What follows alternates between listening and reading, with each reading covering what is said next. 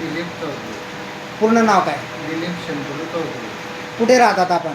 आमोद्याला. आमोदा. तालुका काय? तालुका यावल, जिल्हा जळगाव. बरं, आपण शेतकरी आहात. शेतकरी आहे. आपण किती शेती किती क्षेत्रफळाची शेती करत आहात? माझ्याजवळ आता 40 बिघे जमीन आहे. त्यात केळीनं पडली तर असे हंगाम घेत राहतो मी. बरं, आता आपला ज्वारी उत्पादनामध्ये राज्यामधून 3रा क्रमांक मिळालेला आपल्याला. तर निवड कशी झाली काय सांगाल? निवड मी हे माझ्या मेहनतीमुळे झालेली आहे.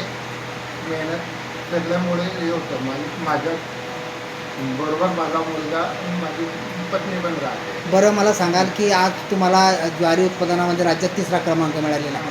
तुम्ही ज्वारी ची लागवड किती क्षेत्रामध्ये केलेली होती?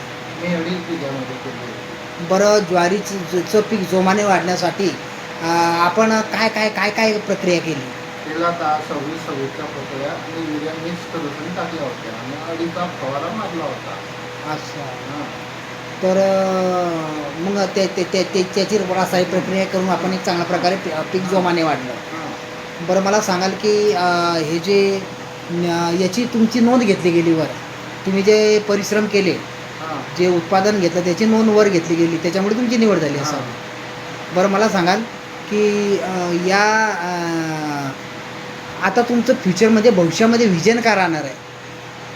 कुठे आता मका म्हणजे मला पुढे मका बिर्याणी करायचं आहे. हां. ते जास्तीत जास्त उत्पादन काढण्यासाठी मी भरपूर प्रयत्न करेन. आणि हा जो 3रा क्रमांक मिळालेला आहे आपल्याला, तर याच्यामुळे तुम्हाला एक प्रेरणा मिळाली आहे का? काय काय सांगावं लागेल? काय सांगायचं? प्रेरणा तर मिळाली आहे. हां. माझ्या कुटुंबाला माझा आधार आहे. त्यामुळे मग हे होतं.